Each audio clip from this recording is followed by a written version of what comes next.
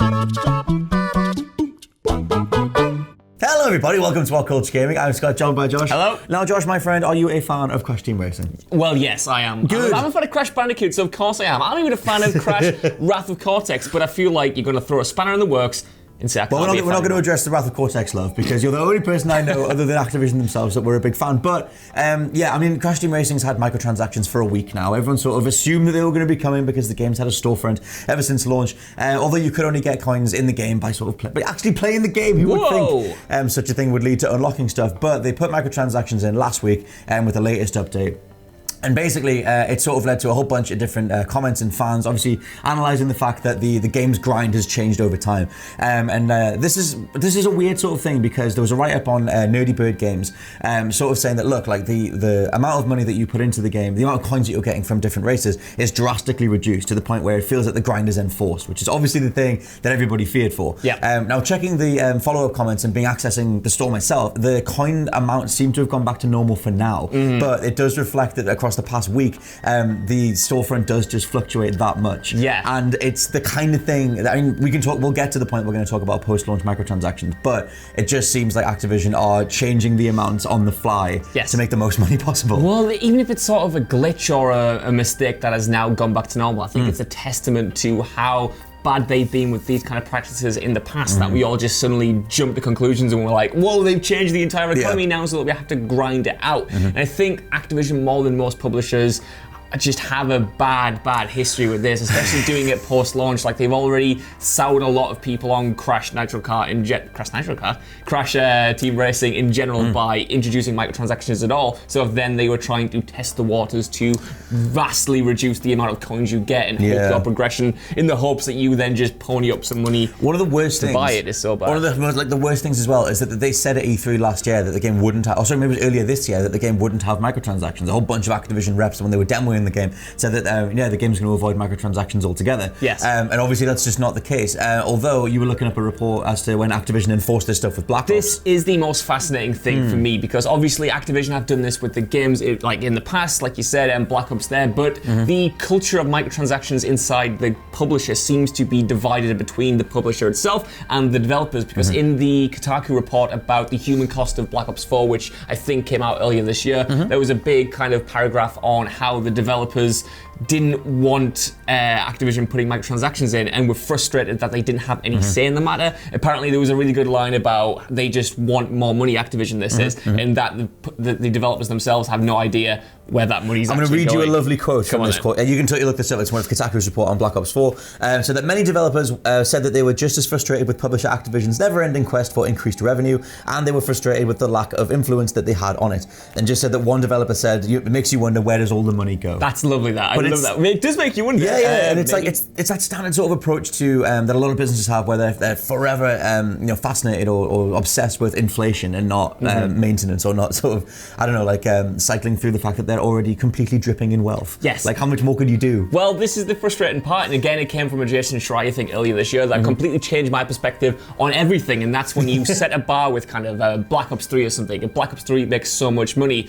I expected that would give the developers more freedom, give them more leeway, but no, that just sets an expectation for shareholders that the next game has to reach that. So if anything, creativity is more limited and narrower because there is a ridiculously high expectation that they need to meet through microtransactions. But I think when it came to Black Ops 4, even before that game came out, there were unconfirmed rumors, admittedly, that the developers at Treyarch were wanting there to be no microtransactions and a season pass that was totally free. Right. And they were apparently pushing for this, and apparently it was way late in the game when it was decided that, no, we're going to do loot boxes, we're going to do microtransactions as normal post-launch. And I wonder how long that can go on for. I mean, obviously the publisher pays the bills, but the frustration from the developers must be felt that their creativity or their vision is kind of being monetized and chipped away as much as possible. Yeah, my general thought is that obviously with loop, there was a whole thing last week with the ESA forcing, or everyone signed a bill basically, or saying that going forward, Switch, Xbox, and PS4 will all have drop rates disclosed up front. I think the mutation that we're going to get with this, because I don't think that recurrent spending methods are going to go away,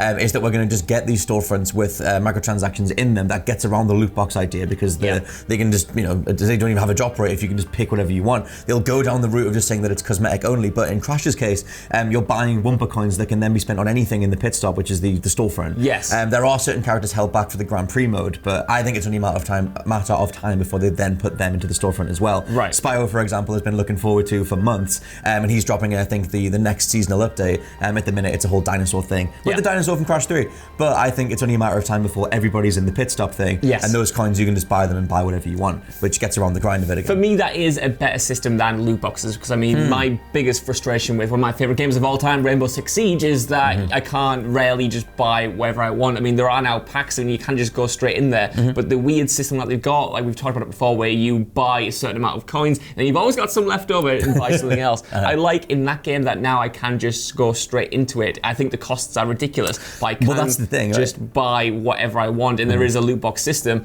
but I still think it's a baby step, isn't it? All said and done, especially the rollout of the coins and the Wumpa fruit in this case, I suppose, is the biggest problem. Yeah, man, and I think like mentioning the fact that it's post-launch as well, I think for me it cheapens like the game itself. Like one, you're manipulating review scores, like obviously there's no way that anyone can review the entirety of what the game now is, and we can kind of the gaming industry has a lot to do in terms of addressing how much games can change post-launch, but this seems notably seedy and this just seems notably predatory, and it does change the feel of the game. You are very much aware, if you're playing Crash Team Racing, for example, or Black Ops 4, that you're up against a wall of progression. It's like, well, if you just cough up some money, you can get the thing. Or you can race, like in Crash's case, with the reduced coins, it's like you need to race like 50, 60 races to get like a new character or something. Because at one point the coin dolouts were reduced from 500 to 700 down to about 20 to 50.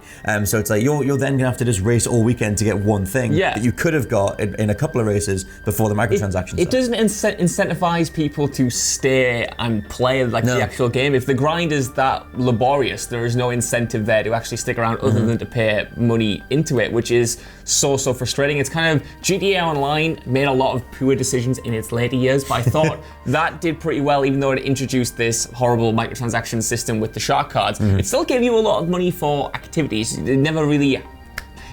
inflation hurt it, but it was constantly giving you new ways to make money or make a lot of money, whether it was heists or just the activities and stuff. And then in its very, very later years, that all went out the window because it started introducing ridiculous prices for cars. It started upping the prices of older vehicles, and that's when the grind, for me, probably set in and I fell off. That's what I think is the most thing, the core thing to address, is that once these systems are in place, it is as easy as changing the amounts on the developer side or the publisher side, just changing a whole bunch of different numeric values that only the fan forums and communities are going to see, which for the most part will go evaded by the media, because it's way easier for those companies to then tweak different things and just choke out the fan base, which is what we saw in Black Ops 4. Something like Mortal Kombat 11 as well. Like I made it a big part of my review saying that it seems like, and this Mortal Kombat has changed, NetherRealm has sort of changed this, but at the beginning it seemed like a lot of the game's difficulty was inherently nigh on impossible, to the point of a lot of people saying that it was impossible because even if you threw AI characters at each other, you couldn't beat certain fights, encouraging you to therefore go towards the microtransaction store that was then implemented later.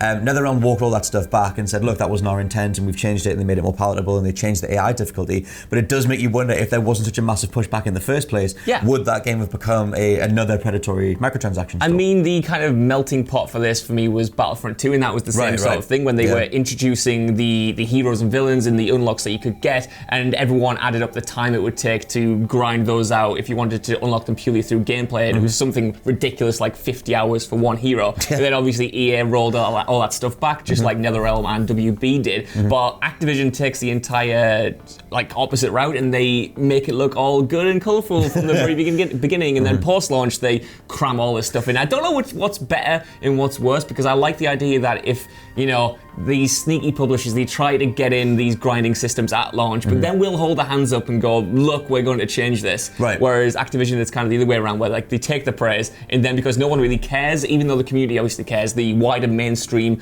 sort of culture has moved on, because that's games fall out of the I don't know what, the cultural bubble. Yes, the cultural bubble after a few weeks, and then they get away with a lot more than they couldn't in the spotlight of launch weekend. For me, that is inherently worse. I think that you're presenting a version of the game that means that they get to maximize critical scores and then they change it afterwards so that the consumer gets the raw deal. To me, it just highlights another anti-consumer practice, and I think that it's the way that publishers are going to move forward. In terms of just adding different storefronts to games like post-launch, I think that's the way that they like I said, they maintain the recurrent spending methods and they get around the whole, because if you talk about things that the average person knows about and cares about, it's words like loot boxes. It's things like EA trying to rebrand them as surprise mechanics or whatever. With all the drop rates having to be disclosed, I think loot boxes will go away, but I think they'll be replaced by storefronts. And I think the next like war on the consumer side is making sure that storefronts are in games at launch, and that publishers or developers advertise the fact that they're going to be in there later on. Well, that's it. They're going to be in there at some point. Activision recently announced their quarterly earnings, and they made $800 million off microtransactions alone, which is ludicrous, ridiculous for one single quarter. If that was year on year, that would be ridiculous in itself. But the fact that there are 3 more quarters to come. Even then, they must have been on an upward trajectory in terms of their revenue, and they still, therefore, didn't let us know that Crash Team Racing was going to get microtransactions. So for me, it does just point to that sort of seedy, predatory way of injecting a game that was full of goodwill, giving it a storefront and going, okay, we can kind of mine this goodwill and get the money back out, because they were already doing very well. Yes. And a company that's doing that well could easily just put out, well, we're going to put this, this, and this. They're not going to take that much of a hit. Clearly, people are buying microtransactions, so just be honest. In all it does, all this method of delivering microtransactions does is kind of hurt the